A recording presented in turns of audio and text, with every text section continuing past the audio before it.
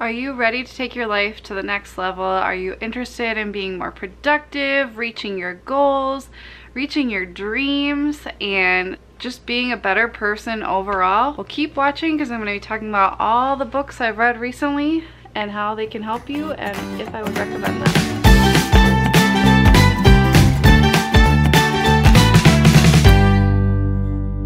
Hey Glue Sticks, Sarah here from Work Life Glue, and today I'm going to be talking about all the books I've recently read. I can't even pick them up without them falling on me. A lot of you guys have been interested in my miracle morning, my morning routine, and all that kind of stuff, and I will link videos about my miracle morning and my morning routine below.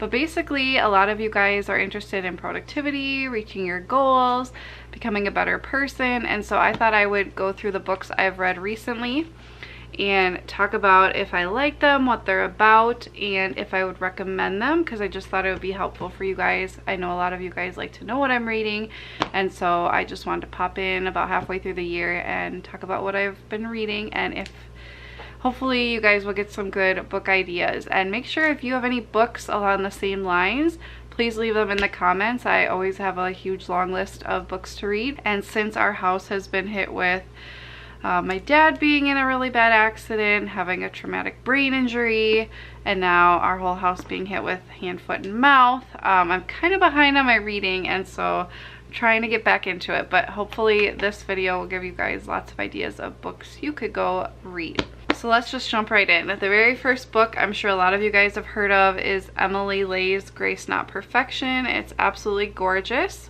I would personally give this book a 3 out of 5 stars. It's a really easy read. It's got some good information. It's got beautiful pictures.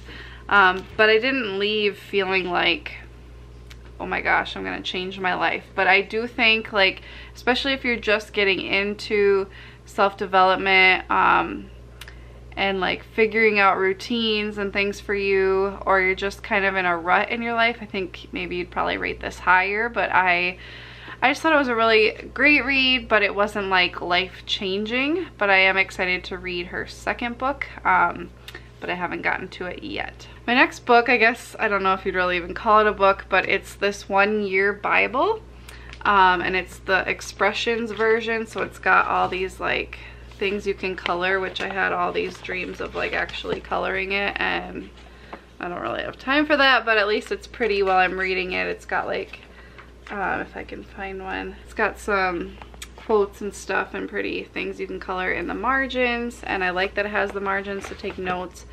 But I love this. What I love about this is it breaks the Bible up into a reading plan. Now, I've done Bible reading plans in the past, but you have to like flip around in your Bible to go from place to place. This one actually reorganizes the Bible for you and has a different reading for each day. So you'll see like January 1st, January 2nd.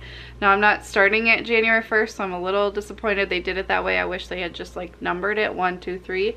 Because I'm only on January 16th, but it's almost July.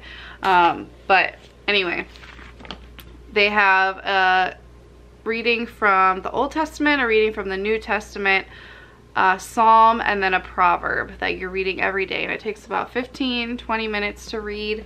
And I really like it because it's honestly, reading just the Old Testament gets extremely boring, and so having something from the New Testament and a psalm and a proverb to read every time is really helpful, and it saves me time not having to jump through the Bible, which I know sounds like I'm not lazy, you know, it sounds kind of lazy, but it's really easy to talk yourself out of reading the Bible. So this gives me a good reason to read the Bible because it's beautiful, it's laid out, it's easy, and I just do it and I'm done, and it's all laid out for me. So I'd highly recommend this one. 5 out of 5 stars. The next book is this little tiny book called It Works, and it's, I think I read it in a day or two. It's basically about kind of like the law of attraction and trying to get what you want and what to do to get it. And it's very straightforward about like how to do that. I would give it 5 out of 5 stars. It's a really easy read. I would highly recommend it just as like a book that you read when you are kind of off track and you need motivation. This is really easy to read, and it just puts you back on the path of like, okay, this is my goal, this is how I'm gonna reach it, and it re-inspires you, I guess you could say, and I just like how short it is. The next book is Essentialism by Greg McGowan. It's The Disciplined Pursuit of Less. I heard about this in a podcast. I really liked it because it's all about only doing those things that are essential and letting go of the rest, and just the reasons why it's important to not try to do everything, and how it can affect your life. And like, just like this little thing says, it says essentialism isn't about getting more done in less time, it's about getting only the right things done. And I know for me, it's really easy for me to like get distracted by things and like put more on my plate than I really need to, and then I wonder, why am I even doing these things? They're not that important to me, and it's keeping me from doing the things that are important to me. So I think this is a really good book for helping you figure out what's the most important in your life, and giving yourself permission and teaching you how to feel okay that you're not doing everything you could be doing, because we all could be doing more, but it really wouldn't add value to our life. So I would give this a 5 out of 5. I really liked how it gave like examples of what a non-essentialist is compared to an essentialist, and I just like the way it was broken down and all of the actual like examples to drive the points home. I thought were really, really good. Next up is The Compound Effect. If you guys have followed me for a while, you would know I absolutely love the book The Slight Edge by Jeff Olson. It's probably one of my favorite books of all time, and this book is very, very similar. This is The Compound Effect by Darren Hardy. Darren Hardy is a big like success person. I think he owns Success Magazine. Yeah, publisher of Success Magazine. So very success oriented. But this book is really good. It's basically very similar to The Slight Edge, about how, you know, little things over time add up to big rewards. They compound and make a big difference. And it talks a lot about momentum, and like once you have momentum, things are easier and come to you more quickly, and you reach things in a greater way than if you don't have momentum. And it was a different way of looking at the same principles as The Slight Edge, and I just think this is a really great read for anyone and everyone. If you have any kind of goal in your life, if you have any kind of vision for your life and you're not there yet, which I would hope everybody has that, like wants more for their life in some way, this is a really good book because it gets you in the right mindset, and it teaches you how every little decision you make has an impact on your life, and so you want to be making the right ones because those will compound and either lead you where you don't want to be or lead you where you do want to be. Okay, the 12-week year is up next. This is probably my favorite book that I've read in the last year. I love this. So this book is basically how to get a year's worth of work done in 12 weeks.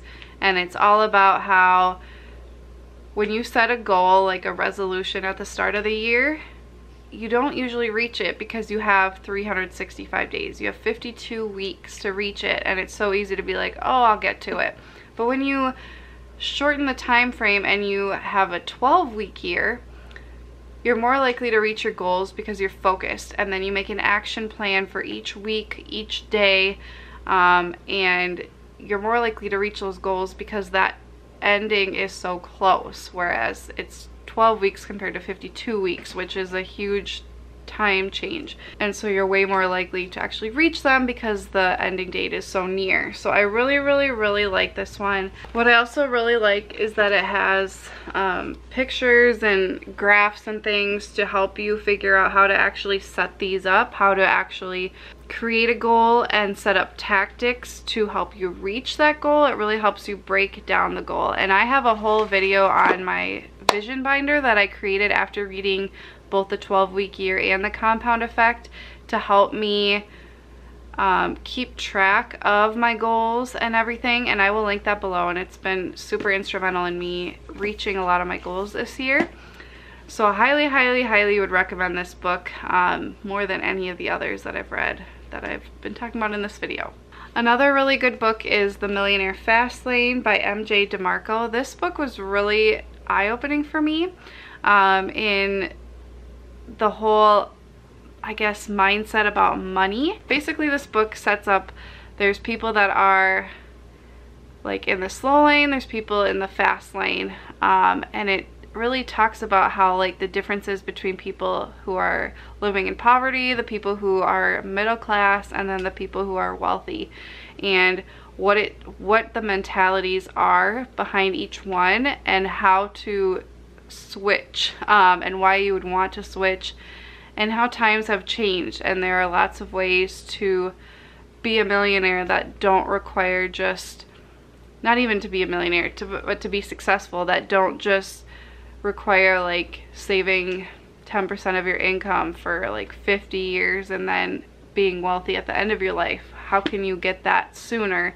and why would you want to, and what mentality do you have to have?